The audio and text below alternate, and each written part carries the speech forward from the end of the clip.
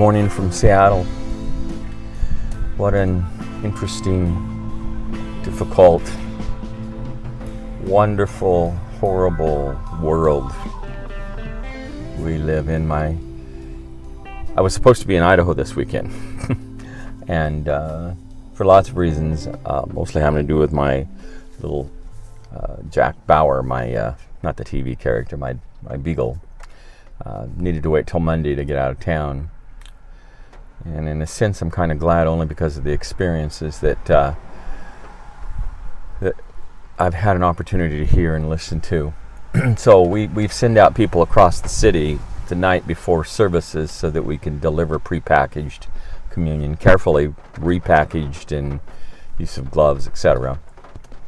And then with very limited through the window contact, we deliver those resources. And Seattle downtown got shut down because of riots. In fairness, riots, yes, they're that. There's no question they are that. But in fairness, you have, 1,000 people gathered over a few blocks, all mixed race, concerned, and in very appropriate, some angry, many angry, and legitimately so, protesting peacefully. But it's hijacked by a few thugs. And so it's properly called riots, but it's a larger event than that, and we need to be careful how we frame that. But anyway, downtown got shut down. We had people in the north of the city, so I quickly call one of the drivers and say, would you like me to kick out to where you are and show you a way back through using the back roads, because I know the city as a pastor, been all over it, praying in neighborhoods, etc. So I did that. I couldn't get through I-5, which runs through the corridor of the downtown, so I had to use back roads to get there. It was just an interesting trip through a city in trauma. I delivered that, have been keenly aware that our people are in trauma in different ways. Some are hopefully all are looking upon the events in Minneapolis and feel the horror of it and identify fully with the George Floyd and have taken that in. I think that universally is true. What is less true, though, is the ability, particularly of my white brothers and sisters, to understand that we are also the cop. And that's offensive, and when I've just said that, it's going to be felt as offensive. Unfortunately, it's just true. And that needs some serious unpacking, some careful unpacking. And I don't expect that a lot of people will get it, but one of the responses I had from a very caring and loving pastor friend this week was, that's just evil. And I said, yes, it is, but it's also human. And by that I meant this: what is it that allows a cop who's doing, admittedly, probably one of the hardest jobs in the city, to not hear an African American man whom he clearly has power over in that moment, and to not hear his cry? Evil? Yeah, but it's not just personal evil. It's an inability because of his own wounds, because of his own self-defense mechanism, because of his own prejudice, because of the history of power relationships in the work that he did, and not thinking those things through and feeling those things through, lack of training, etc., etc., etc. It's multi-layers of things coming on top of each other in that moment. And so if we just describe it as evil, we can remove ourselves from it and say it's not us. And then we see the rioting in Minneapolis, and so I'm engaging mostly, again, white people who want to speak into and say that is horrible and that is evil, and it is. But without two things, without framing the fact that you have thousands gathering, peacefully doing the very thing that we all agree that is the appropriate response. And then you have a few who hijack it. Some professional, perhaps, but you have a few who hijack it. Without also hearing and understanding that as wrong as it is to steal and to maim buildings, etc., there's a context there that that to even focus on the human sin, if you happen to be in the larger culture, in the majority culture, is to miss the context, which is the whole point of the Black Lives Matter thesis, and they're right in that. It took me a while to realize that cry was not to exclude other races, but to say that they've not yet truly been welcome at the table. Now that too is going to be objected to by many of my good friends, and there's a legitimate sense of objection, but there's a deeper sense when it's not. Let me try to frame that a little bit. One of the most significant moments in my life was when I was about 30 years of age, struggling with deep addiction in therapy, psychological therapy, with a Freudian psychologist who's a good man. He's a deep Christian and pastor, actually. It's just why I went to him. But he's a Freudian psychologist, and so he would ask questions and explore and listen and never frame for me anything other than just ask questions. And I remember at one point saying, you know what the real issue is? And I talked about the fact that I want to be like God. I want to control my life. I want to declare my destiny. And I stopped. And the Spirit did something that my tradition taught me is true, but I had never internalized. And that is, for the first time, I saw myself saying exactly, because I had repeated the words of Eve and Adam in the garden. I saw myself not just as a man who had committed sins, who was caught up in this evil, but as a sinner who had a profound wound and brokenness, whose shell was so surrounded by inner grievances that I couldn't own the very reality that I was related to the first parents. Had no idea if it was through DNA, through socialization process, through whatever. But for the first time in my life, I realized that the problem was not my sins. The problem is me.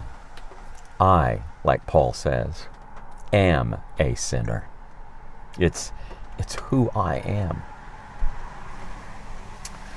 So that was life-giving. That was a changing moment. I'm still trying to reflect and live that out and own that.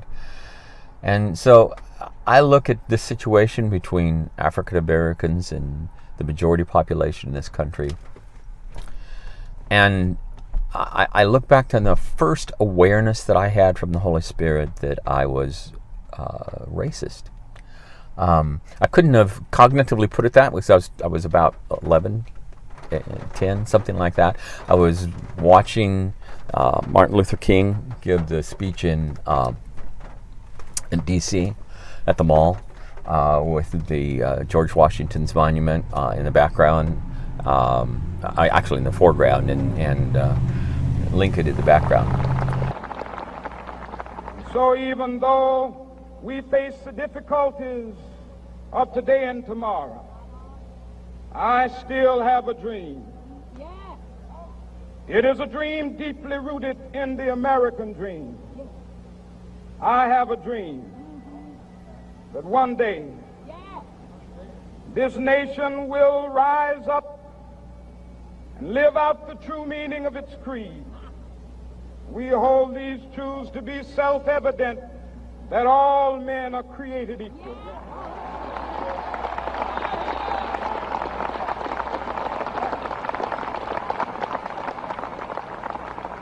I have a dream that one day on the red hills of Georgia, the sons of former slaves and the sons of former slave owners will they be able to sit down together at the table of brotherhood. I have a dream that one day, even the state of Mississippi, a state sweltering with the heat of injustice, sweltering with the heat of oppression, will be transformed into an oasis of freedom and justice. I have a dream that my 4 little children will one day live in a nation where they will not be judged by the color of their skin, but by the content of their character. I have a dream today.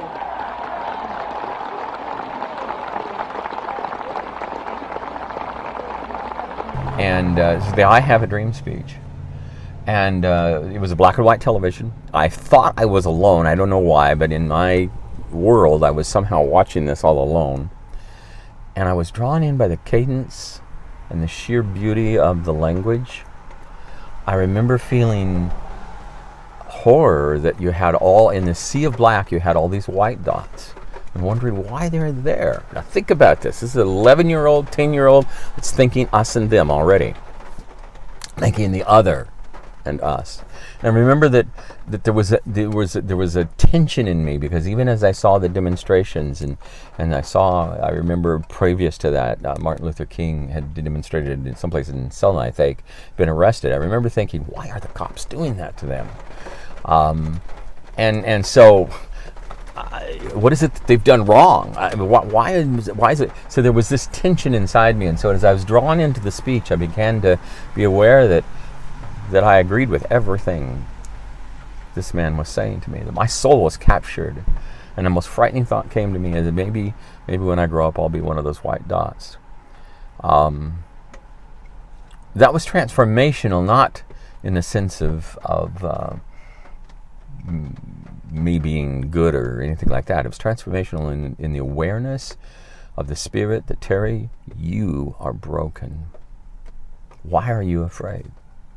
And why are you thrilled at the same time with the hope that's in there? What is this dualism inside you?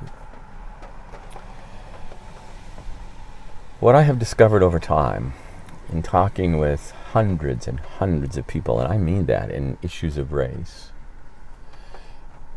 is it's very, very difficult for us to get past our own grievances, our own sense of wounds, our own sense of, but nobody hears me to hear the larger story of systemic racism.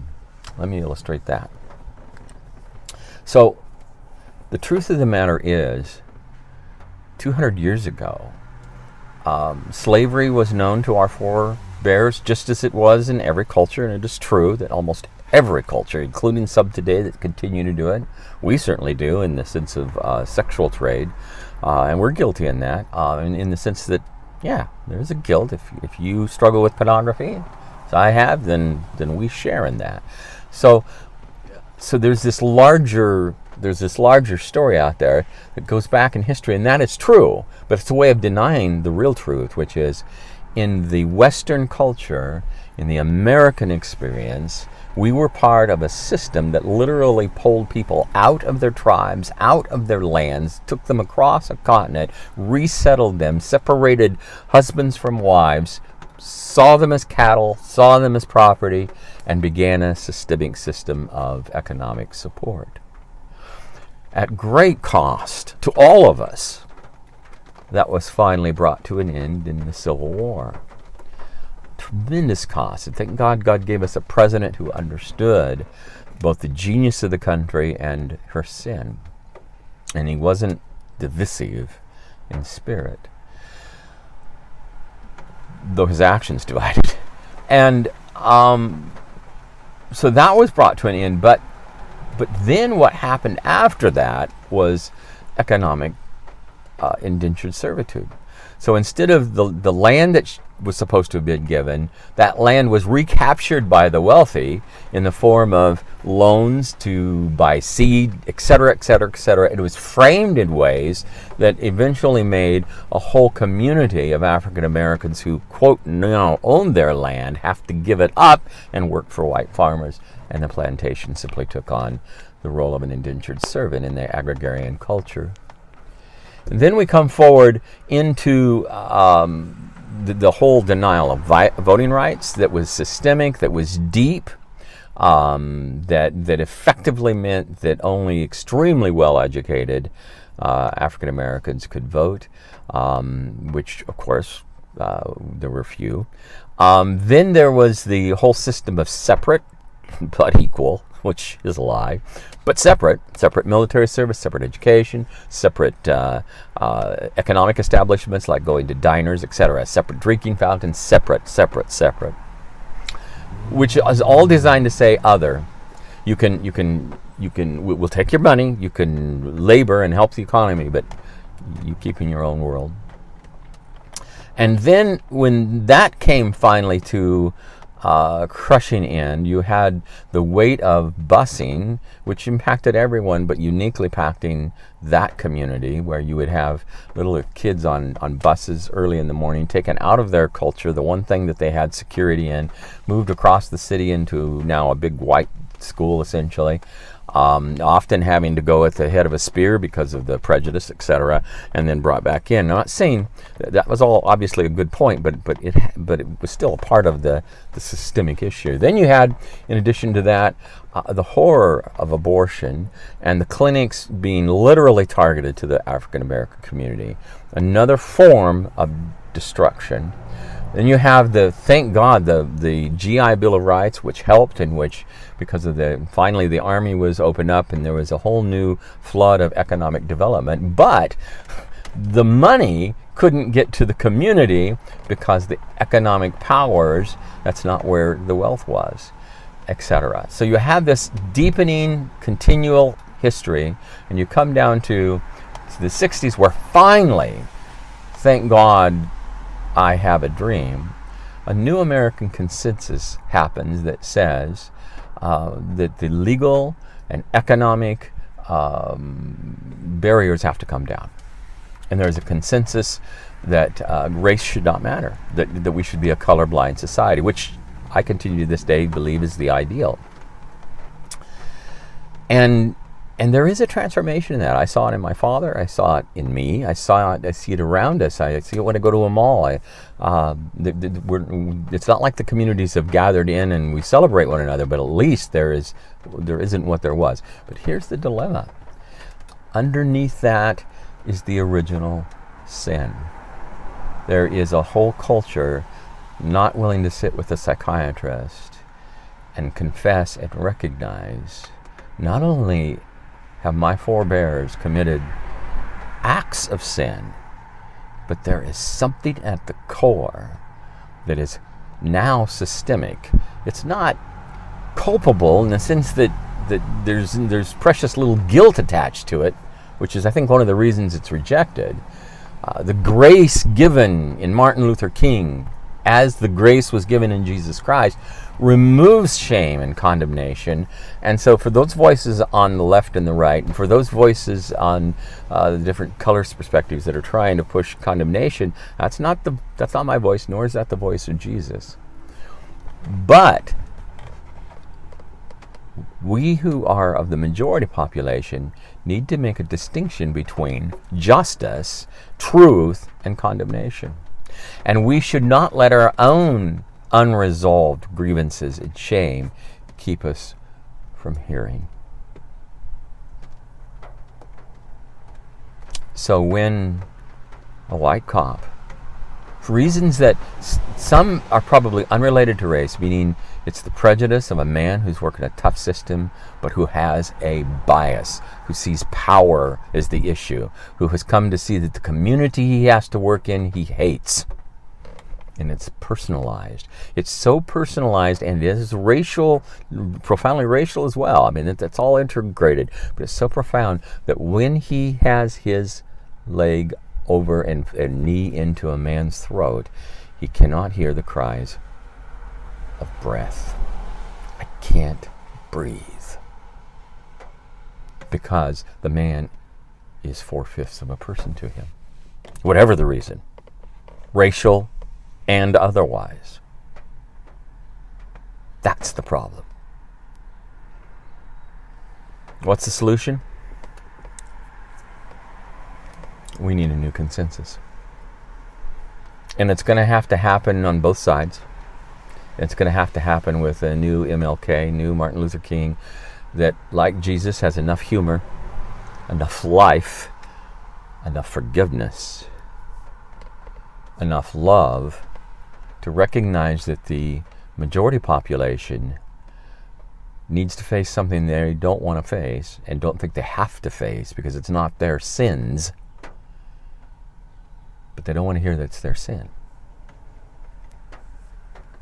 That there are multiple level ways in which I, for example, have inherited my parents' wealth, not in the form of a check, though I did, but in the access to a system, in the access to good college education, in a high school system and grade school system that if I screwed up and did something, they just would say, oh, that's just being a kid. Whereas if I was an African American, there would be an immediate different set of assumptions. I didn't have a daddy. I was out of control. We need to take care of it. And we just know enough about the stats to know that the outcomes are radically different. Now we've got to deal with the issues of outcome. Not so that they're equal in outcome, but so that the true opportunities are afforded in ways that up to this point they haven't been. That's a different conversation. That's called dealing with the original sin. God, help us to breathe, because that's the issue.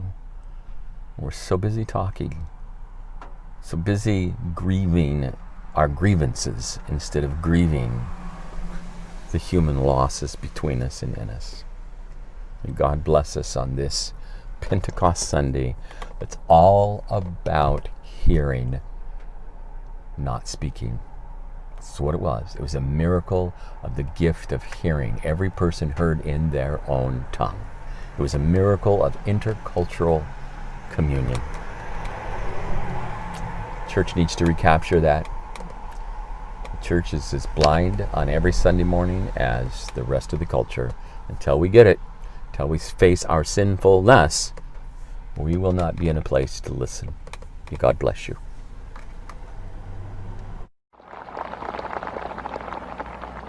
So even though we face the difficulties of today and tomorrow, I still have a dream. It is a dream deeply rooted in the American dream. I have a dream that one day this nation will rise up and live out the true meaning of its creed. We hold these truths to be self-evident, that all men are created equal.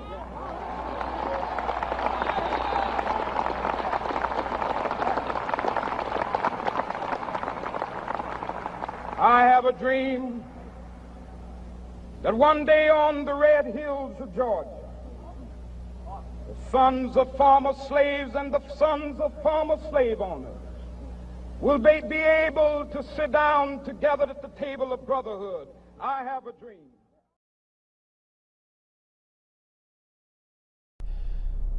You were forgiven. The world is forgiven. You were saved. The world is saved. Jesus Christ coming, life, death, passion, resurrection, changed everything. And our call is to open up, to break down the barriers, to open up the gospel so that everyone recognizes they are inside this story.